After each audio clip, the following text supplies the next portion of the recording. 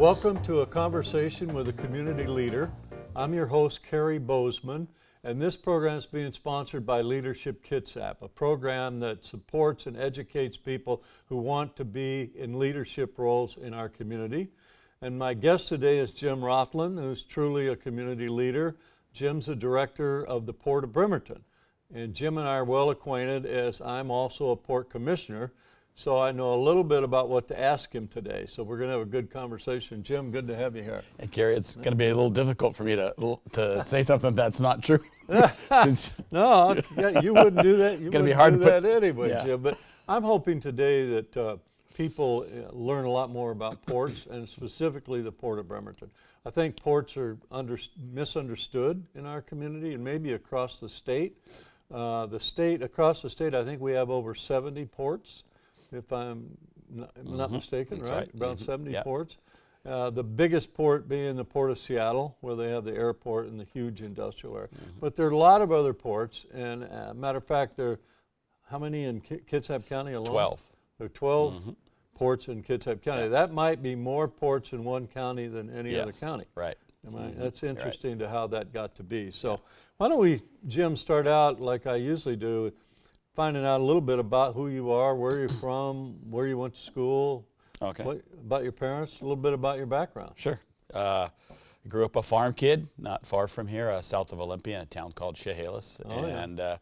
And realized after having to get up at 4 every morning to milk cows that I needed to go to college and do something else. So How big a farm did you have? How many? it was a small family farm, about 100 cows that we milked. So every Christmas morning, somebody had to get up and milk the cows, and I decided that Wow. wasn't going to be exactly. There was a lot of the farm part I did like, but I just wanted to get more experience in doing other things. And so I went to Western Washington University and got a degree in accounting and finance. And then from there, I took a job in the Bay Area, Silicon Valley, for a computer company there, and worked for a couple of different companies, a Japanese-run firm and then an American firm. Primarily, my job was, as the finance person, when we were trying to sell these parts, my job was to look at the businesses that wanted to purchase these parts, take a look at their business plans, what financially I thought they were capable of purchasing from the company on a monthly basis, those kind of things. So I dealt a lot with the salespeople. So in your the dad businesses. was a farmer? Yeah. Your mom also? My dad was a farmer. My mom was, grew up on a farm, but we had 8 kids, so her job was to take care of Wow, the 8 kids. kids. Where are you in Yeah. that group? I am number 7 or 6. Wow. Yeah, 6. My wife is one of 7, and she was the youngest. So, and I think there were 5 boys and 2 girls. So I know about big families. Yeah. So when we have these family dinners at Christmas, it's pretty cool. Yeah, it's Christmas is, You go to Chehalis High School? Yep, WF West. You play any sports? I played baseball and wrestling. Yeah? Yeah. Oh, so you're a tough little guy, huh? Yeah. Yeah. And yeah, I did. I grew up I was a I bet it was a small good kid. town to grow up. It was. Here's what I liked about that town is who you were mattered. The kind of person you were mattered. So, the difference between growing up in Chehalis and living in the Silicon Valley was, if you're a plumber in Chehalis and you're not doing a good job, everybody knows who you are and what you do. Right. If you don't do a good job in a so big town, you just move on to the next. your Yes, reputation's reputation important. is everything. Yeah. Before we get into port, what do you do when you're not working at the port, Jim? Well, since you're my boss, I work all the time. Right? No, I have really just learned. I've been here 5 years, and so a lot of it's just exploring this area. I'm just amazed at the access to waterfront and to get on a boat and go across and be in downtown Seattle is enjoyable. Pretty active golfer, and of course, this is the mecca of golf courses, so I stay busy doing that. But just a lot of traveling into the Olympic Mountains and the Puget Sound and finding a golf course to play at. So You have children? 2 kids, they are now 19 and 20. Yeah. Yeah, one actually in high school, spent time working here at BCAT. Oh, really? Yeah, so they're now, and he's still working on trying to find a career in film industry is what he wants to do. Do you get back to Chehalis much? I go back. You know, that's the nice thing. It's a little over an hour drive, so it's close enough that if I need to go there for a day or a weekend, my parents are still alive, so I go down there. And of the 7 other brothers and sisters, 6 of them still live within the area. So you're a transplanted Kitsap person, and you like it here. Yes, it was really funny because somebody had asked me if I was interested in this job, and I thought, well, I've never even been here. And my vision of what I thought Kitsap looked like, and I'll never forget the first time I came here, and I was in a restaurant on the water, could see the Olympic Mountains, beautiful day. I thought, I cannot believe this place. It just surprised me. It's hard to leave this place. Yeah. Mm-hmm. People, you know, I don't know many people that were born here, but people come here and they don't leave. So getting back to port business, how did you get into the port business? So it was interesting. You know, I spent about 20 years in Silicon Valley, and then during that time, the company paid to get my master's degree, and then I wanted to expand out of just the finance. I wanted to run more of the company. But in that industry, you know, if you don't know how to design the computer chip itself, if you're not an engineer, it's really hard to get into the marketing or the engineering or the running of the business. So I decided to just kind of go out on my own. I loved the energy of the Silicon Valley, but was kind of tired of the rat race, and it's not where I wanted to raise kids. So we moved back and started my own businesses, and was doing some consulting work. Where were you doing business? I was doing it out of Chehalis. Oh, you were. So you moved back home. I did, but not thinking I was going to stay there. Actually interviewing in Tacoma, thinking that's where I was going to go. There's a large steam plant there, a coal mining plant, and I actually did some accounting work for them for a while, and then started up my own company, just doing business planning for people. Okay. Ended up getting tied into a business plan for movie theaters and became a partner with somebody in buying movie theaters, renovating them in small communities. How'd you get into the port business, Jim? This is where it goes. Okay. So now I'm there, and I'm still in the community, and somebody said there's an opening for our community in Chehalis to run a port. And I didn't even know what a port was, where it was, anything. I looked into it. A lot of people are like that. Yeah. Right. People aren't that aware of ports and their mission. Ports are governments. They're special purpose governments. Yeah. So go ahead. Yeah, so it isn't. It's not anything you ever go to school saying you want to get into the port business. You don't know anything about it. So I looked into it. It sounded interesting. I liked the idea of helping out the community I grew up in, but I really thought it's a government job, so I probably won't last long because I'm very entrepreneurial and I can't get constrained. And then little did I know, it's anything but constraining. You need to be entrepreneurial. It is the one government job. Ports are very entrepreneurial. Yes, you are doing something different every day. And I got hooked, and so I did that for 8 years in Chehalis, and then this job in Bremerton came up. Yeah. So you've been at Bremerton, the Port of Bremerton? Just over 5 years. So how do you describe, if someone comes up to you and doesn't know anything about ports, how do you describe the mission of ports, what ports are? And they're all different, I realize that.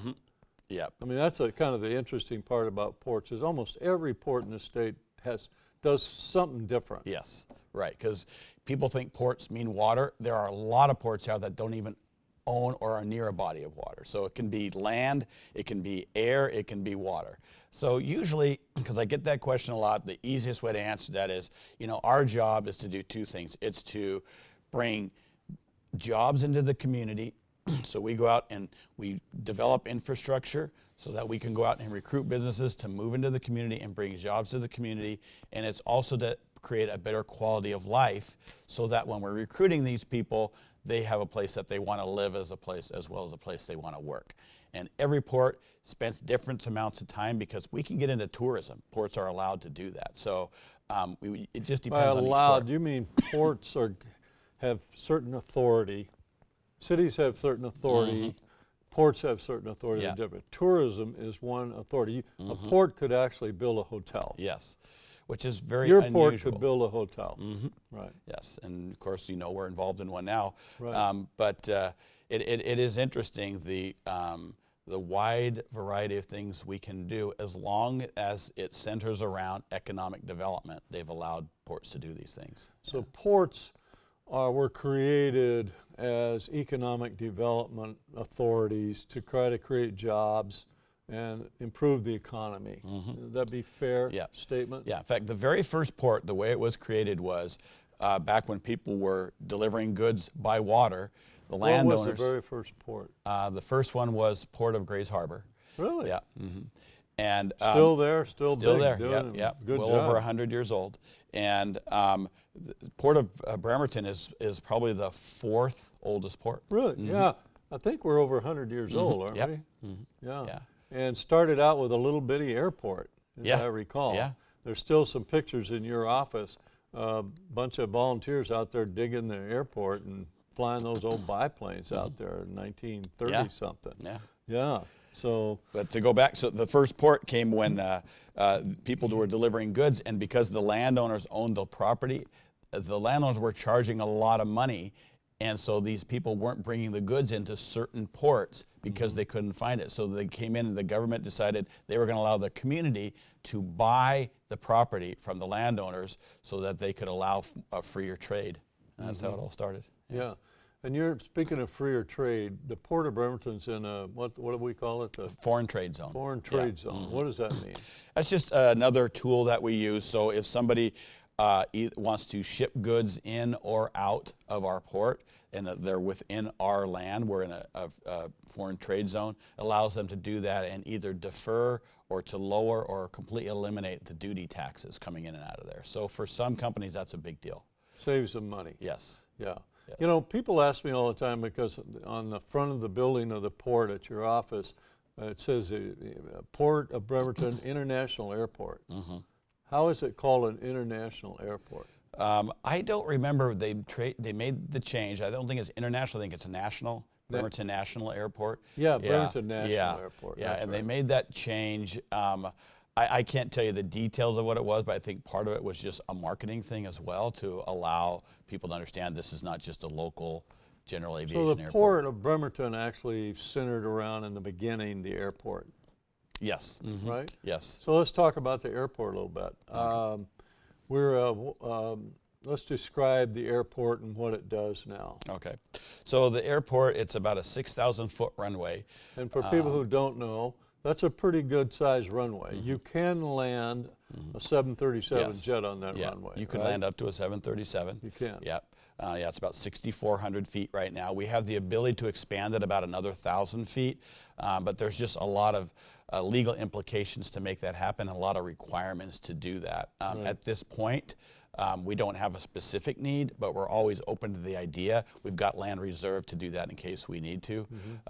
We've got about 200 general aviation aircraft that are there. We've got So these are general aviation, means kind of smaller Yes. planes Yes. owned by individuals in the community. Yeah, they're the smaller private planes that you typically see.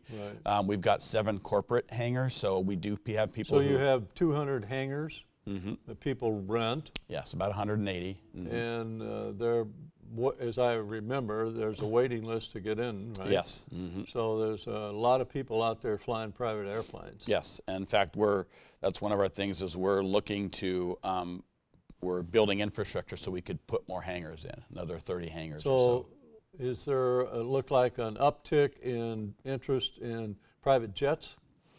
Private jets, I mean, housed at our airport? Yeah, corporate jets, Corporate yes. jets, yeah. A lot of the private jet, with this net jet thing where people have kind of timeshares into these jets, so they don't always stay at our place. But we do have right now 7 or 8 corporate jets. People have their own private corporate jets that they park at our airport, and there's a need for several more. So we're looking at building in corporate hangars as well. I think I read in the paper the other day where out of Boeing Field, which is full, as we know. I mean, there's a small airline that using a plane that carries 30 passengers, and they're flying to California with that. It seems to me, I don't see a future, and I talk about this later, where we're going to have big jets flying into our airport. Yeah. But something that carried about 30 passengers and was actually traveling to California, that might be a nice asset for the community. Yeah, there's so many changes coming in that industry, especially with electric airport or airplanes.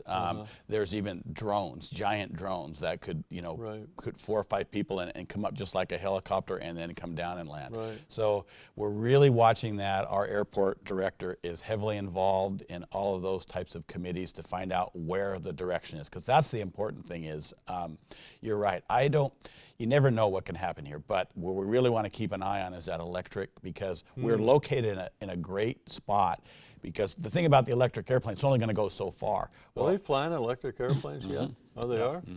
They're even talking about doing unmanned, they're talking about Uber Air, so at some point, instead of calling up a car, you can call up a plane and they can come land, and that's where the electric airplanes are going to come in. Well, one of the nice things about our airport is it's got a lot of land around it, right? So that's what makes it attractive to a lot of these people who are flying in and out of here, right? Yeah.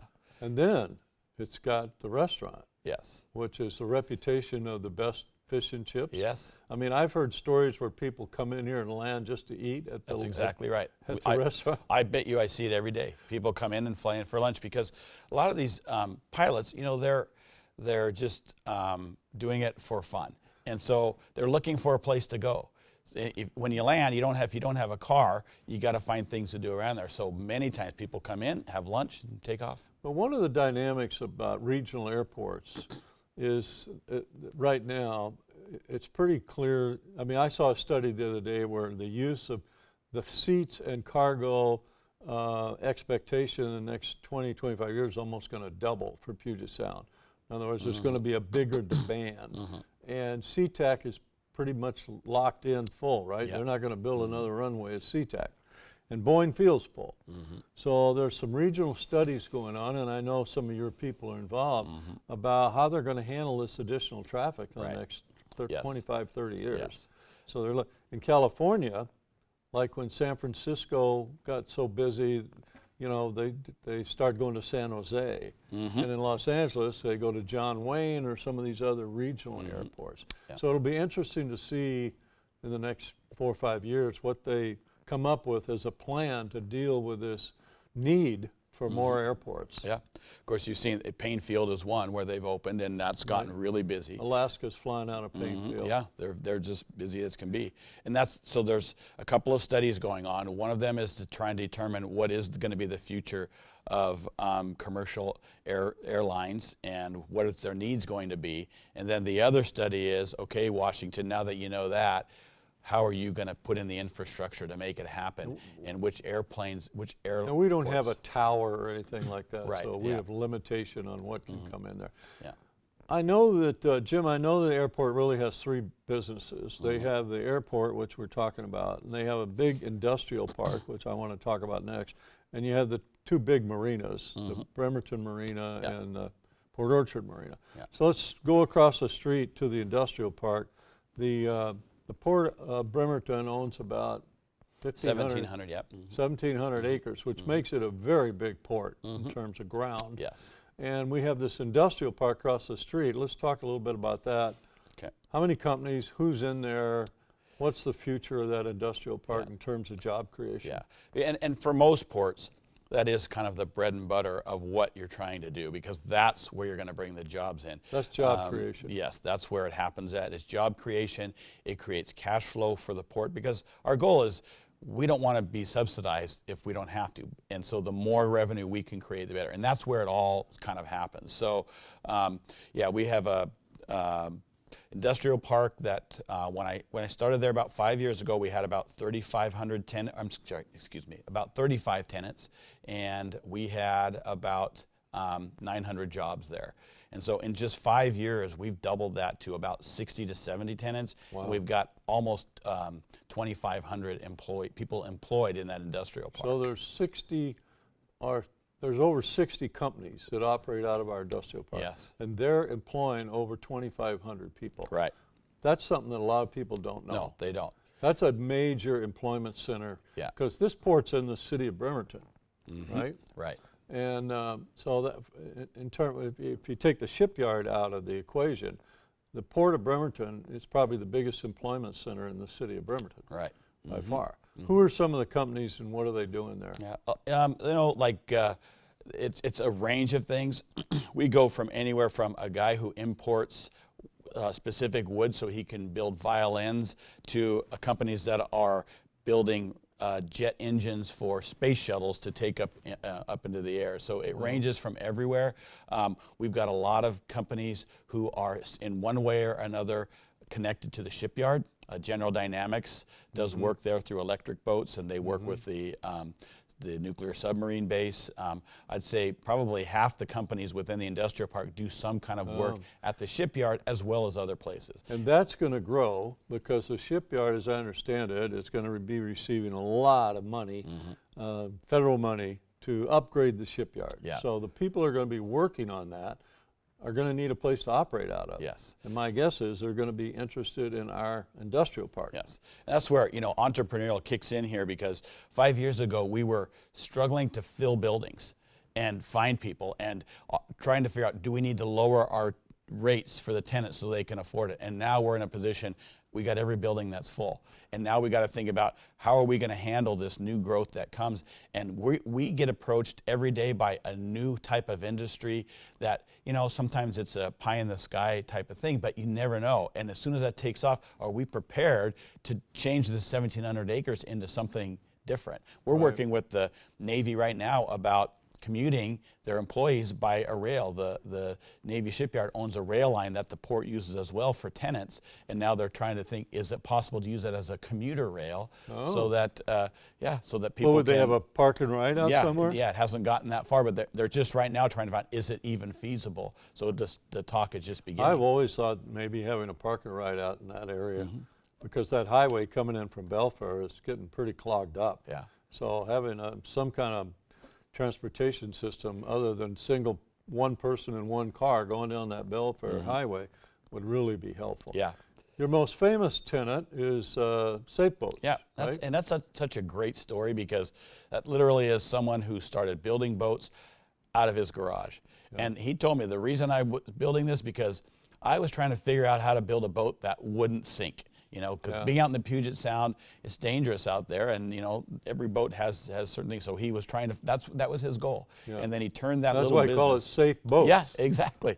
And it was for personal use. That was originally the idea. And then as it grew and grew and grew, he built these boats that were powerful and fast and didn't sink, so you could take them in the worst of waters. And so Border Patrol, drug enforcement. To a lot of military around the world. Yes.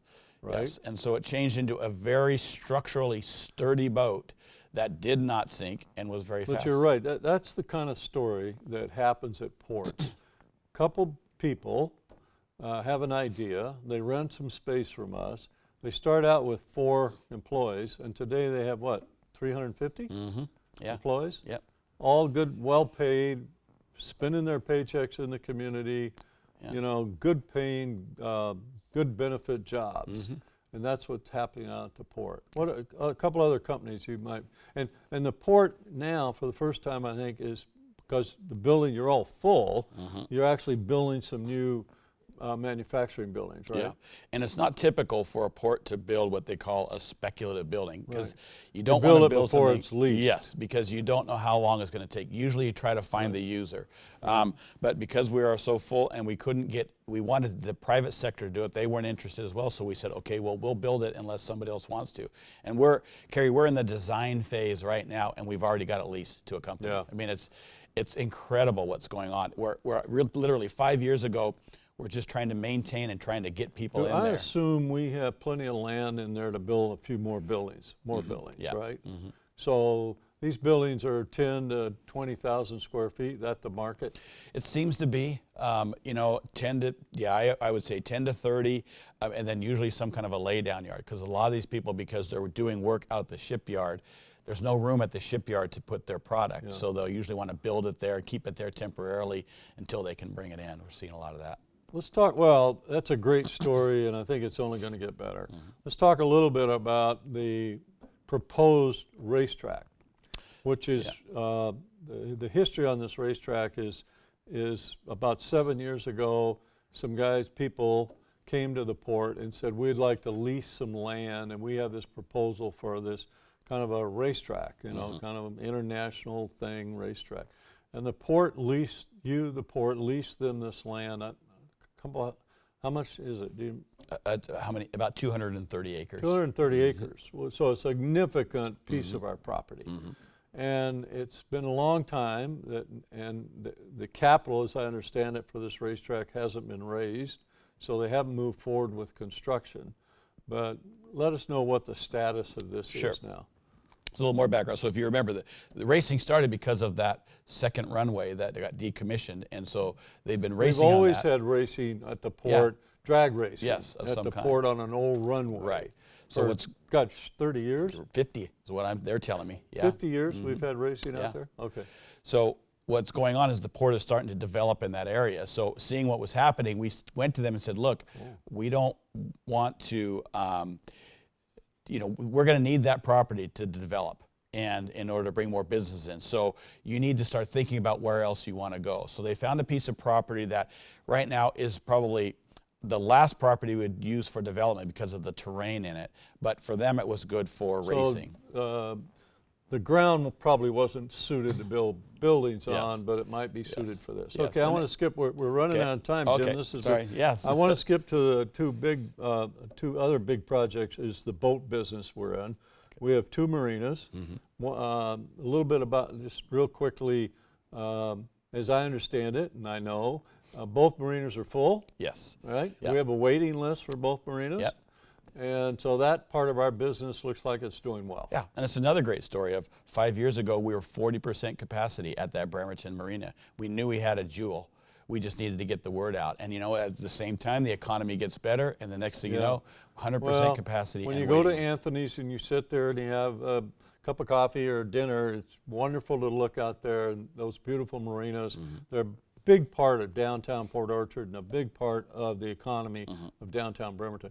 Jim, this is a leadership, this is a conversation with a community leader. How would you describe your leadership style? So mine is really, what I tend to do, and I think this comes from, I coached baseball for many years at high school level, and when people come in and a kid wants to be a shortstop, I look at a kid and I say, what are his skill sets, and what does he like to do, and what is he good at, and how do we find a place for him on a 9-person field that fits best for him and best for the team. And I do very similar when I have people on board. I really look at what are their skill sets. We're not a huge company and we're not a small company, but we're a medium size that has to do a lot with a little. So I'm finding people and I find what is your skill set, what do you love doing, and what are you good at doing, and then how does that fit in with everybody else. So job descriptions, I'm not a fan of those. Because if you want to know exactly what you're going to do, I just think it depends on what you're good at. And so the guy who works at the airport might be also good at helping us with marketing in other areas. And so your leadership strategy is around building a good team. It really is. And putting people in the right place. Yeah. Right? Yes. And then you find where your weakness is, and then you go look for that skill set. When I hired people, I always told them, if I know as much as you do about your area, then we're both in trouble, right? They're supposed to be the experts, and let them go and make decisions and give them an opportunity to be leaders themselves. Yes. So, Jim, it's been good having you here. Yeah, you too, Cary. I appreciate it. You've got a big job in the community. A lot of jobs are dependent on what the port does, and I think the port's in a very healthy place right now in the community. I want to thank you for that. Well, I really enjoy doing what I do, and I enjoy helping this community. You do. Yeah. Thank you for joining us on a conversation with a community leader today, sponsored by Leadership Kitsap. This has been Cary Bozeman and Jim Rothlin, and we're glad you joined us today. Thank you so much. See you next time.